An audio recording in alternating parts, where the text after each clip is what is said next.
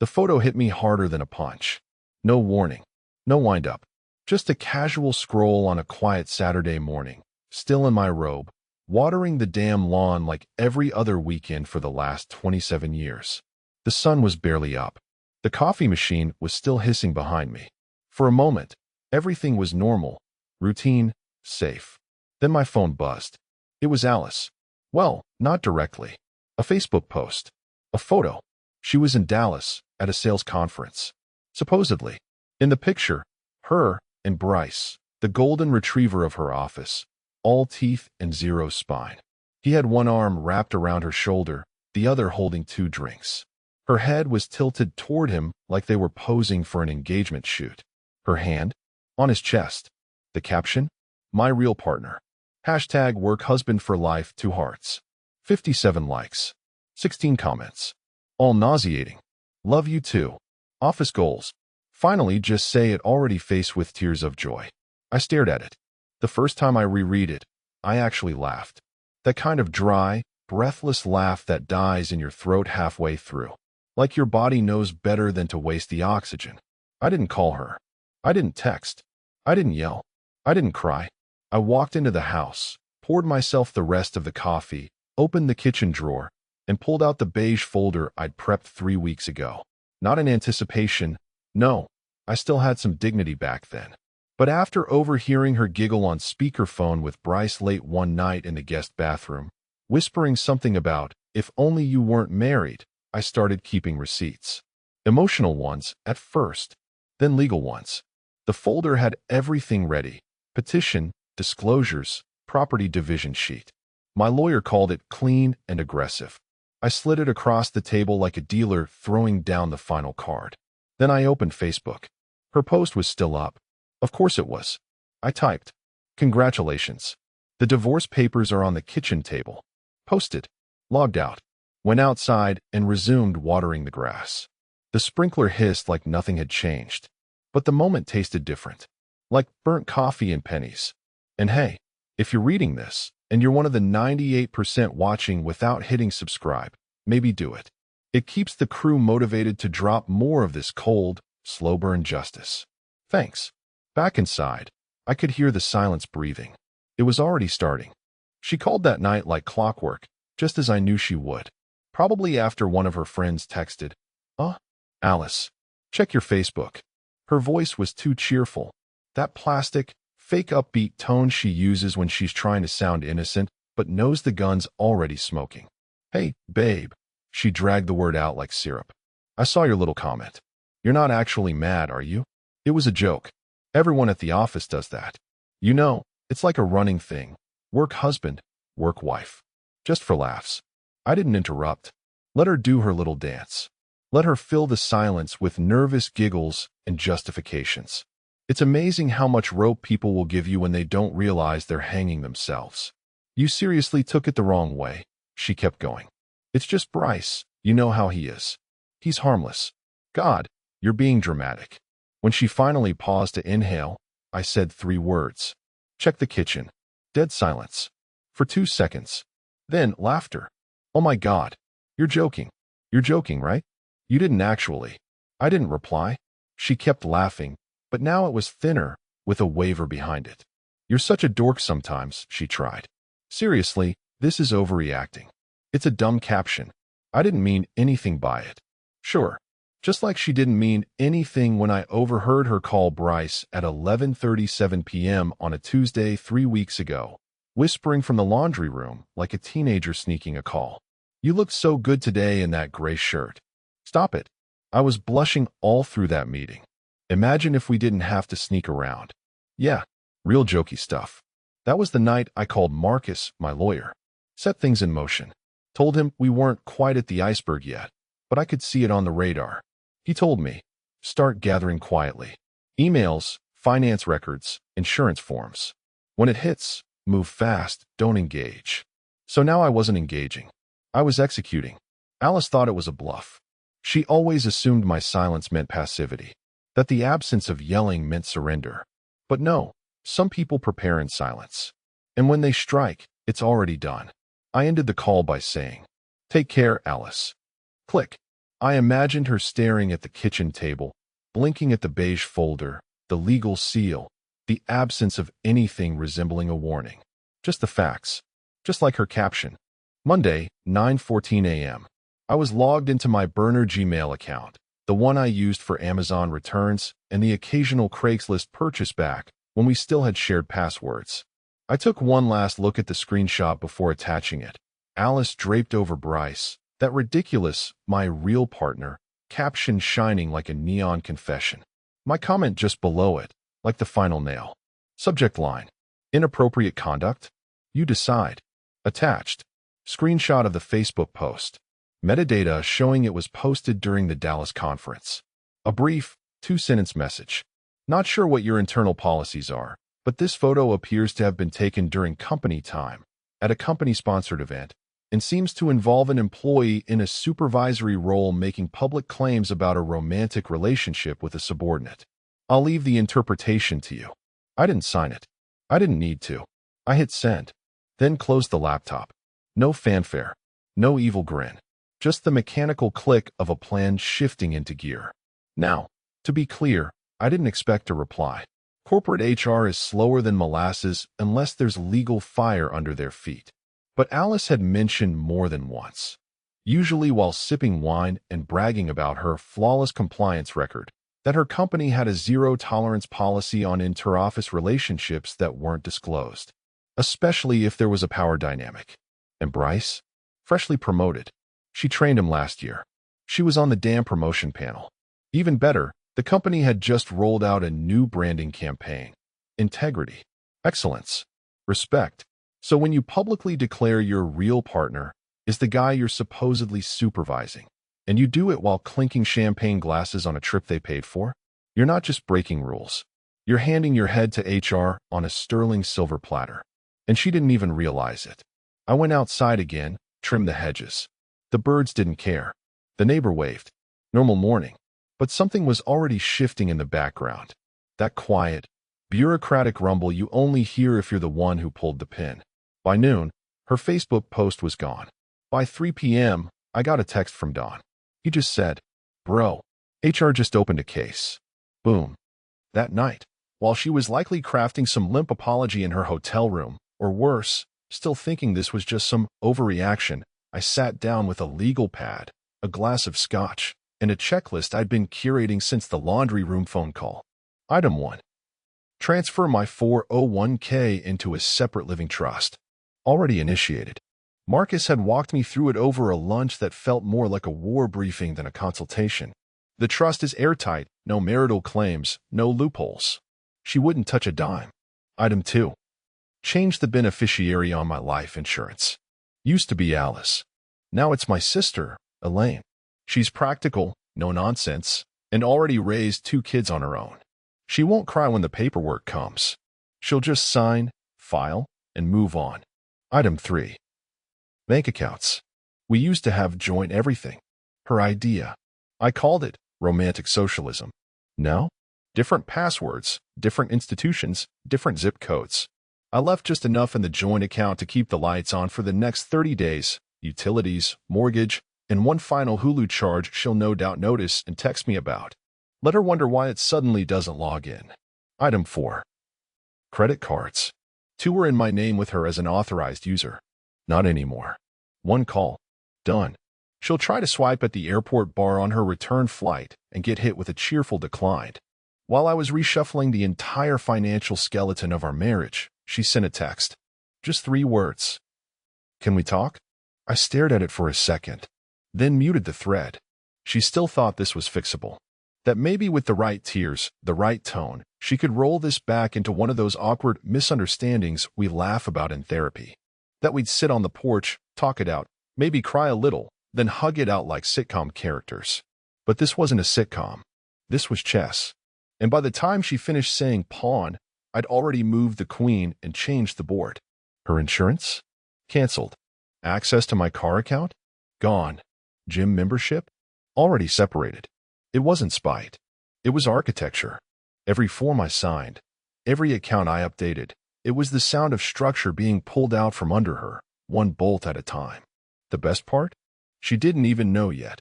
She still thought, "I'm sorry," was going to be the cure-all. Let her believe that. The longer she stayed in that bubble, the sharper the pop would be. Don called just after lunch. I was in the garage, reorganizing a drawer that hadn't been touched since Obama was in office. Old screwdrivers, half-dead batteries, an unopened pack of weather stripping. The kind of task you do when your mind is still processing the fact that your marriage died via hashtag. "Hey man," he said, voice low like he was calling from inside a confession booth. I knew the tone. It was the one people use when they're about to confirm something you already suspect, but secretly hope you're wrong about. "She didn't just flirt with him, bro," he said. "They were acting like a damn couple down there." I leaned against the workbench. Said nothing. Let him unload. They were inseparable. Same hotel room key, same breakfast table, same goddamn seat on the shuttle bus. I didn't want to assume the worst, but, come on. Everyone saw it. I asked the only question I needed an answer to. "Does her boss know?" Don paused. "He does now. Word got back to him this morning. He looked like someone told him his stock portfolio died. Said he had no idea she was sleeping with someone she evaluates." His words, not mine. There it was. The missing puzzle piece. Not just cheating. Not just public humiliation. Professional betrayal. Alice didn't just trash our marriage. She dropped a flaming bag of liability at her company's front door and rang the bell. Don continued. "She's got a formal HR meeting scheduled for tomorrow, but they already flagged the post. They pulled it from a company device, which makes it even worse. And I mean, your comment, dude. It's already circulating." I chuckled. First time in days. We hung up. 10 minutes later, my phone pinged. Don again. "Check this." Screenshot. Her work email inbox. Don had access to internal systems. Too many years in IT. Top message. Subject. HR compliance inquiry, urgent. From corporate ethics team. Date. 12:03 p.m. It began with the usual cold language. "We've become aware of recent content shared online that may constitute a breach of professional standards during a company-sponsored event. Translation, we're coming for your badge." She hadn't even landed back home yet. By the time she got off that plane, she wouldn't just be coming back to a new reality. She'd be stepping into the wreckage of two. And the best part? I didn't lift a finger. Just told the truth. And let her actions do the screaming. She got back a day early. I knew she would. People only delay coming home when there's comfort waiting. When it's dread on the other end, they show up early, hoping proximity will fix what time can't. I was on the porch when the Uber pulled up. She stepped out wearing those ridiculous oversized sunglasses that screamed celebrity in crisis, dragging her carry-on like it owed her money. Her phone was in one hand, already mid-sentence. "I just think we should talk in person now." She froze halfway up the walk. The front door didn't open. She tried the key again. Jiggled the lock. Knocked once, then twice, like that would help. I stayed seated. Sipped from a glass of water with lemon, casually, like I was watching the weather change. "He's been changed," I said flatly. "What? Are you serious right now?" she hissed, eyes darting toward the neighbor's windows. "You changed the locks?" "No," I said, standing. "I changed the life." She opened her mouth, probably to launch into some half-baked performance about forgiveness and miscommunication, but I was already walking past her to my truck.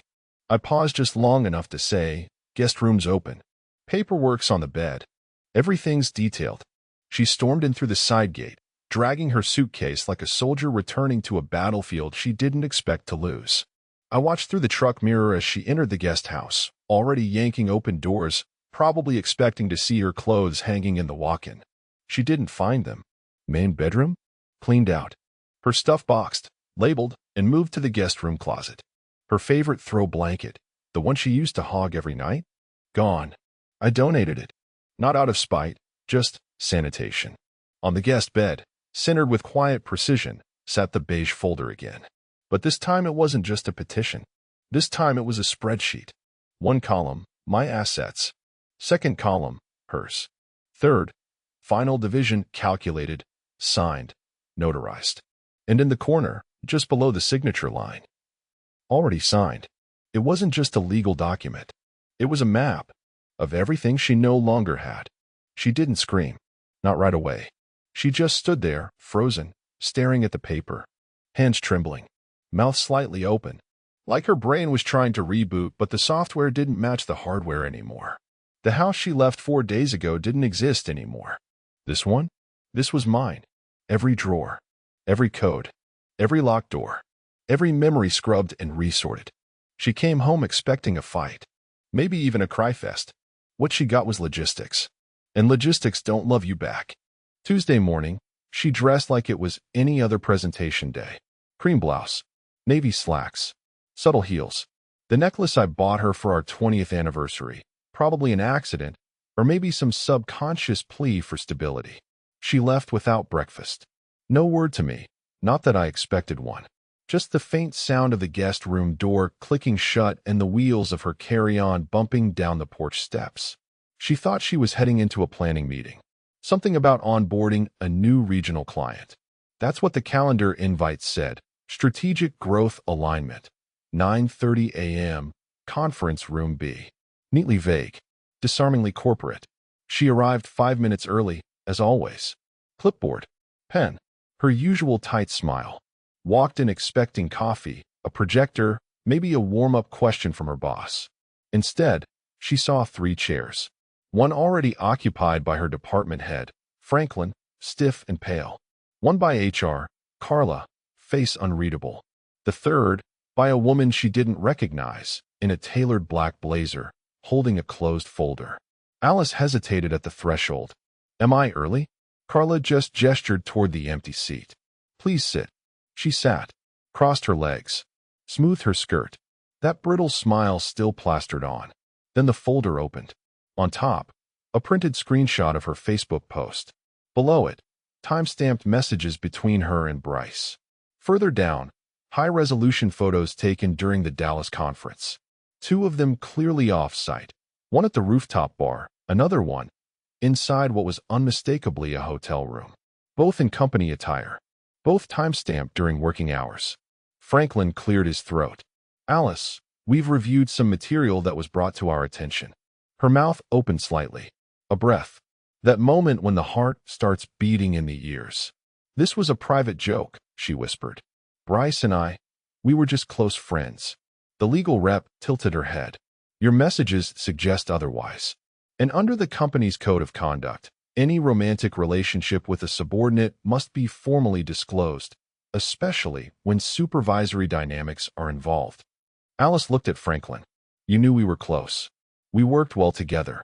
I didn't know you were sleeping with him, he snapped, voice cracking under the tension. And I didn't know you were doing it on a company trip we expensed. Her face drained of color. Her hands clutched at the arms of the chair like the room was tilting. Carla's tone was clinical. This meeting is part of an internal compliance review. Until it concludes, your access will be suspended and your duties reassigned. Then the question came. A whisper. Are you terminating me? The attorney didn't answer right away. Just stacked the documents neatly and slid them back into the folder. For now, we're conducting a full review of the incident. You'll be contacted with next steps. Alice didn't move, didn't argue, didn't cry. She just sat there, silent, still, the look of someone who finally realized the joke wasn't funny anymore. By noon, her name disappeared from the company directory. Dawn messaged me again, just one word. Locked. Her work email? Disabled. Laptop access? Revoked. Building keycard? Deactivated. The system moved fast once HR sank its teeth in. Alice had spent years climbing that ladder, polishing her reputation like a silver trophy. But all it took was one caption, one drunken night with a subordinate, and a husband who knew where to aim. She didn't drive home. She raced. Dawn said she left the building white as chalk, stormed straight to her car, didn't say goodbye to a single person. Didn't even look back at the reception desk, where she once liked to pause and compliment someone's earrings, play the part of beloved senior manager. Now, she was radioactive. Everyone saw her go, and not one person moved. I heard the tires in the driveway before I saw her. The crunch of gravel, the slam of a door. Then she was inside the house, shouting from the hallway. Really? You're gonna just ruin my career like that? I stayed seated in the den, flipping through a gardening catalog like she wasn't even there. She walked in, eyes wild, voice pitching up. I had one mistake, one stupid thing. And you go nuclear? You know what they're doing to me now. You think this is fair? I tapped my phone, calmly, and played the pre-recorded message I'd made an hour earlier. It was short, precise. Please direct all communication through counsel. I will not be responding personally. Any further attempts to initiate contact will be documented. Her jaw dropped. For a second, I thought she'd laugh again. But her face just crumpled. You recorded a message? No answer. She tried again. So this is it. You're really just gonna… What? Ice me out of my own life. Still nothing. She stood in the doorway, fists balled at her sides, trembling with the rage of someone who's used to controlling the room and realizing it's no longer hers. You think you're so smart, she hissed. Well, you've made your point. Congratulations. You win.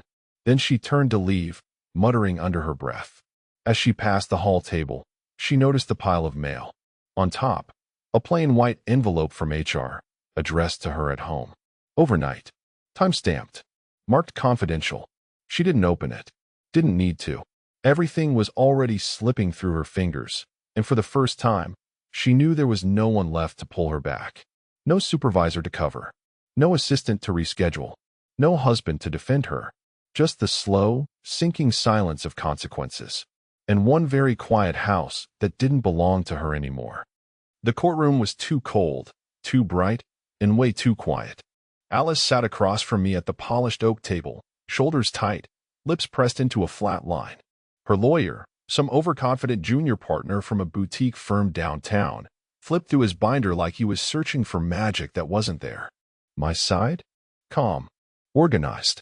Marcus brought 2 folders, a legal pad, and a coffee. That was it. We didn't need theatrics, we had documentation. The judge entered, took her seat, and glanced at the stack of papers we'd submitted in advance. One eyebrow arched as she read through the summary packet Marcus had titled, plainly, Timeline of Marital Breach and Asset Contribution. Alice's lawyer cleared his throat and began his opening remarks with all the charm of a man who just realized he was walking into a buzzsaw. Your Honor, we believe this matter can be resolved amicably. The judge interrupted. The respondent's conduct appears to be the primary source of this dissolution. Is that accurate? Alice's attorney hesitated. We would argue that emotional factors. The judge turned to Marcus. We have sworn statements from her company's HR department, Marcus said evenly, sliding the folder forward, including a termination letter citing ethics violations related to a romantic relationship with a subordinate during a corporate-sponsored event. Alice didn't even flinch. She was past denial now. This wasn't the stage for excuses. This was public reckoning, and her reputation was center stage. The judge reviewed the folder, nodded slowly, then turned to the financial exhibits. Our forensic accountant had laid it out clean. Home equity? 92% from my income. Retirement contributions? All mine. Car payments? In my name. She never even set up autopay. Joint savings? Mostly withdrawals from her end.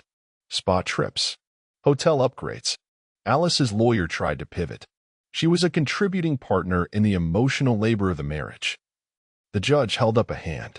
This isn't therapy. This is asset division.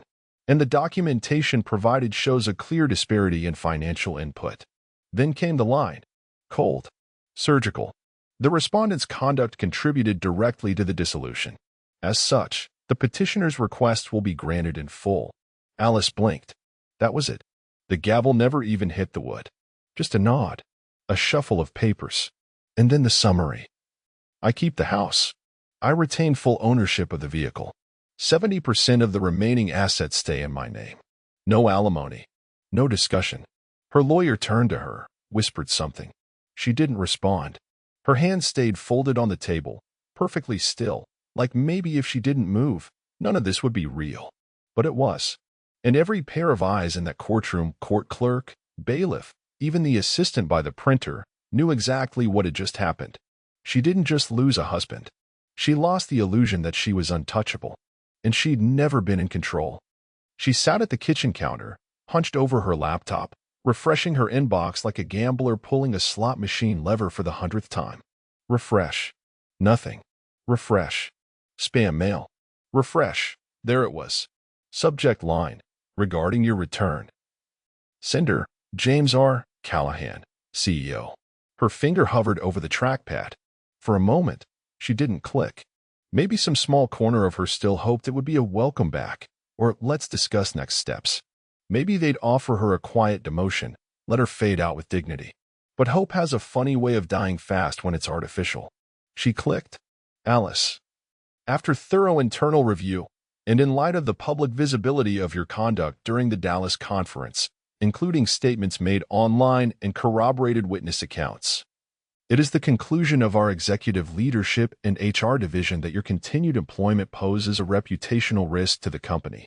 Effective immediately, your position is deemed no longer tenable. We appreciate your past contributions. We wish you the best. James R. Callahan, CEO. No signature. No apology. No transition plan. Just corporate execution, delivered in 11-point calibri. Her hand trembled over the trackpad. She reread it. Then again. Her mouth opened, but no words came. Just the sound, low, ragged, rising from her throat. She screamed. Not a cry. Not a sob. A full, primal shriek that echoed through the empty hallway and slammed off the walls like a bat in a box. I didn't flinch. I was in the den. Heard it clearly. But I just closed my laptop, shut it gently, took a breath, then stood, grabbed my gardening gloves from the hook, and stepped out the back door into the sun. The air was still. The roses had bloomed early this year. The grass was soft underfoot. And for the first time in a very, very long time, there was silence. Not absence. Not loss. Just peace. A peace she'd never understand.